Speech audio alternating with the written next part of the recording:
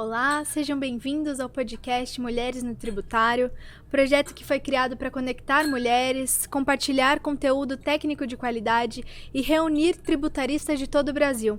Meu nome é Luiz Herrera, sou Relações Públicas do projeto Mulheres no Tributário e hoje eu tenho a honra de entrevistar ela, que é advogada, conselheira no CARF, doutora em Finanças Públicas, Tributação e Desenvolvimento pela UERJ, mestre em Direito Público e Privado pela UNESA e professora convidada em cursos de pós-graduação, extensão e congressos. Estou com ela, Renata Belin. Um prazer tê-la aqui, Renata. O prazer é meu de poder estar aqui. Mais uma vez agradecer a você e a toda a equipe do Mulheres no Tributário para me permitir contar um pouquinho aqui da minha história para vocês. E parabéns pelo projeto, né?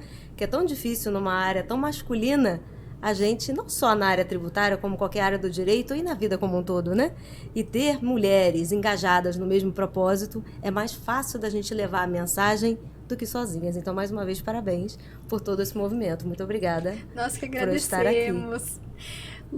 Rê, eu gostaria de conhecer um pouquinho da sua história, né? Por que você escolheu o direito e por que o tributário, né? Que a gente sabe que é um nicho muito específico. Então vamos lá, sem poder me alongar muito, né? Porque a história é longa, mas eu vou dizer para vocês que o direito nem sempre teve na minha vida. Ele entrou meio que de percurso. Porque desde pequenininha eu dizia que queria ser médica. Olha só, né? Nada a ver. E foi assim ao longo da trajetória. Eu fiz vestibular para medicina. Nesse meio do caminho, bem cortando a história, meus pais se separam e eu percebi que tinha alguma coisa ali de errada no ar. Tentei fazer com que eles se reatassem ou pelo menos brigassem menos. Aquela coisa, né? Talvez vocês conheçam algumas histórias nesse sentido. No meu caso, não foi amigável e os filhos acabam gerando o quê? Toda aquela frustração por conta de uma briga que não é nossa. Mas isso é um tempo para você entender isso. Muito bem. Fiz vestibular, passei, cursei 6 meses, acho que nem isso, para medicina, quando eu percebi que não era aquilo que eu queria para minha vida. Foi quando assim o direito entrou dentro de mim e hoje foi a melhor escolha que eu podia ter feito, porque eu não me imagino fazendo outra coisa dentro da minha vida. Eu sou muito apaixonada por aquilo que eu faço. Eu fico perguntando, meu Deus, se amanhã ou depois o direito sumir, o que eu vou fazer?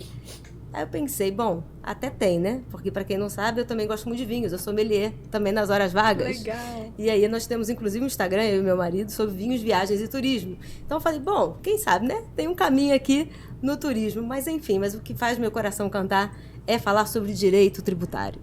E como que o direito tributário entrou dentro desse contexto, né?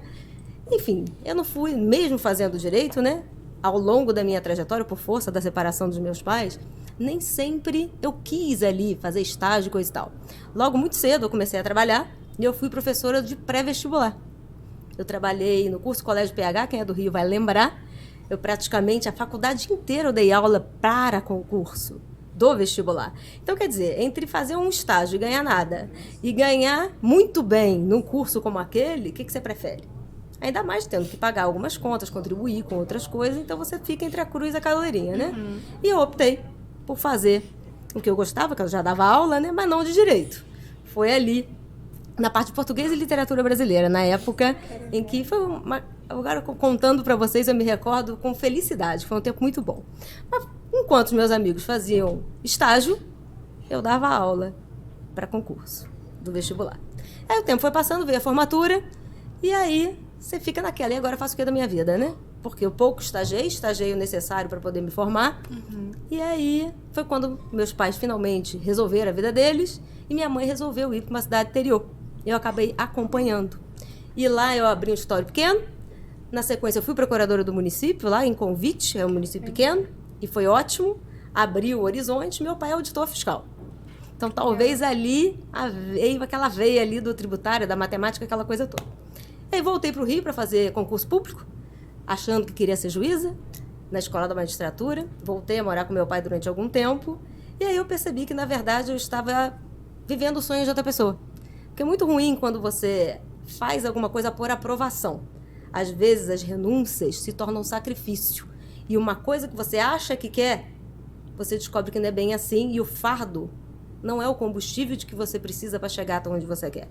Quando a ficha caiu, aí eu resolvi conversar com meu pai, né? E falar para ele, olha, não é minha praia, a gente teve um atrito E aí eu fui morar sozinha, porque antes de ser expulsa de casa, era isso que ia acontecer. Sim. Eu resolvi pegar minhas coisas e fui morar sozinha. Aí foi um capítulo à parte e eu resolvi que eu queria ser advogada tributarista. E aí começou, enfim, posso ficar falando com você horas, porque não foi fácil, mas hoje eu estou aqui e digo para vocês que quando a gente quer muito, o sacrifício se torna combustível. E aí sim você consegue forças para chegar até onde você quer. Como eu cheguei, qualquer um pode chegar. Com certeza, Enfim. você passou por muitos desafios, né?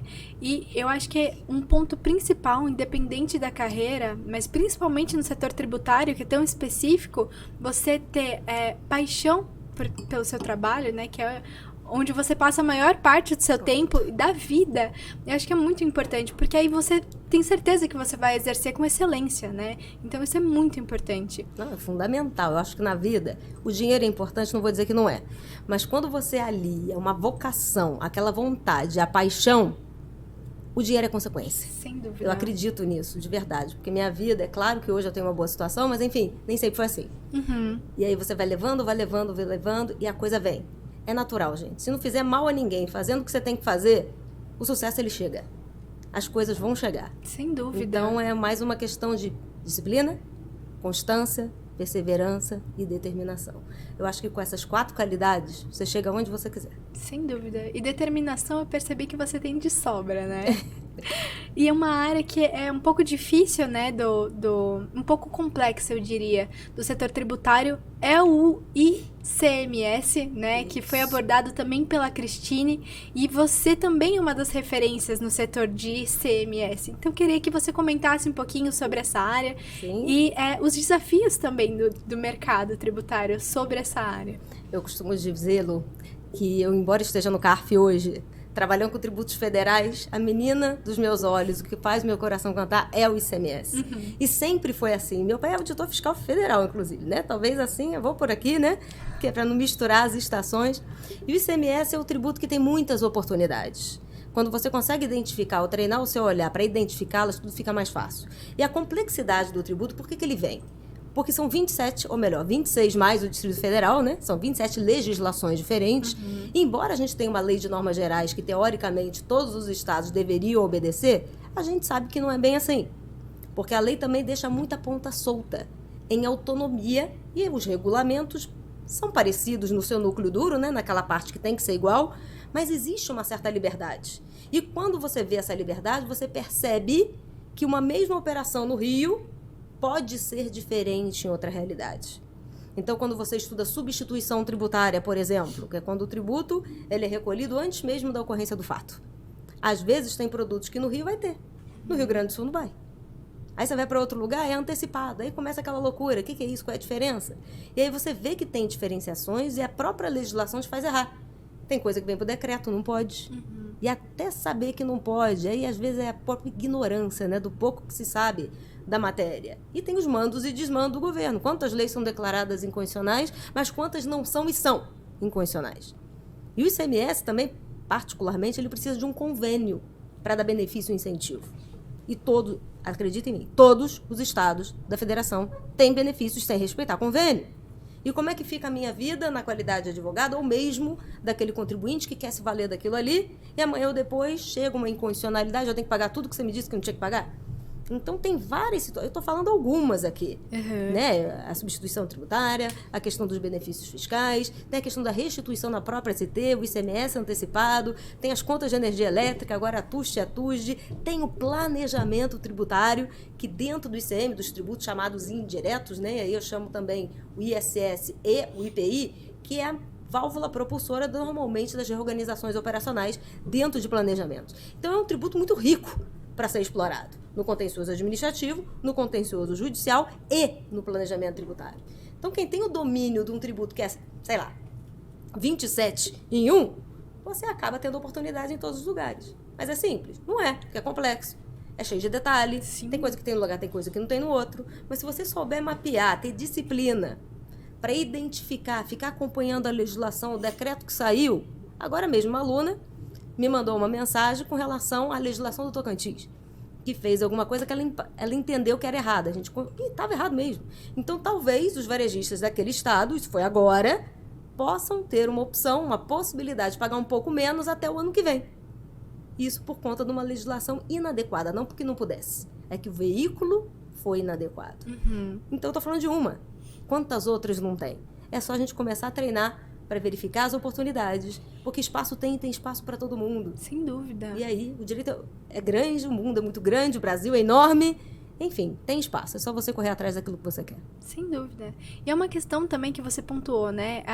Além dos estados terem suas especificidades, é uma atualização constante, né? Então, quem não estuda, quem não se atualiza, não vai conseguir assumir o seu papel como advogada tributária, né? Então, se você não tem realmente competência e determinação para isso, não vai a fundo, né? E tem que ter atualização constante. Sim. Aliás, o meu último livro nem foi sobre direito tributário, né? Teve um técnico sobre planejamento tributário e, na sequência, esse ano, foi publicado agora em fevereiro, que é sobre o Cresça e Aconteça, em que o meu artigo, nessa coletânea de livros sobre as 24 chaves do crescimento profissional, é um livro sobre desenvolvimento da profissão, eu escrevi sobre conhecimento, que é o lifelong learning, né? Que é o conhecimento ao longo da vida e que você não pode parar nunca. Porque hoje o conhecimento no direito, a gente se apega muito ao técnico. Como é que funciona? Ok, tem que ter, é necessário para você seguir, mas não é o suficiente. Né? Saber técnica, seja lá do que você faz, seja você como publicitária ou nosso colega aqui como videomaker, não é suficiente isso, você tem que ir além. Sim. E eu preciso cuidar da minha imagem, eu preciso ter branding, eu preciso ter rede social, eu preciso saber vender, eu preciso prospectar, eu preciso... Enfim, eu preciso saber muitas outras coisas além daquilo para o qual a faculdade não te ensina. Você precisa empreender, para quem tem essa vocação. Enfim, você precisa de ter outras habilidades que a gente não nasceu sabendo. E a faculdade também não me ensinou. Sim. Então, para se destacar no mercado de trabalho hoje, o conhecimento ele não é uma faculdade. Ele é uma necessidade. E daqui a pouco tem a tecnologia, aí tem o robô, como eu estava assistindo a palestra da colega. Então, a gente tem que se reinventar e estar sempre ali, atualizado com a tecnologia, com a técnica, para que você não fique para trás. Sem então, dúvida. O conhecimento ele é constante. É mesmo. Rê, foi um prazer te ter aqui hoje, né, distribuindo e compartilhando tanto conhecimento técnico, você que tem domínio, né, nessa fala sobre ICMS, é uma referência para tantas tributaristas. Nós temos a honra de ouvir uma palestra tão qualificada e de tanta qualidade, né? Então, muito obrigada por nos agraciar com seu conhecimento e por participar do nosso podcast hoje. Eu que te agradeço a honra de poder estar aqui e de compartilhar um pouquinho do meu conhecimento, da minha história. Fico à disposição de vocês para o que vocês quiserem. Muito obrigada. Nós que agradecemos.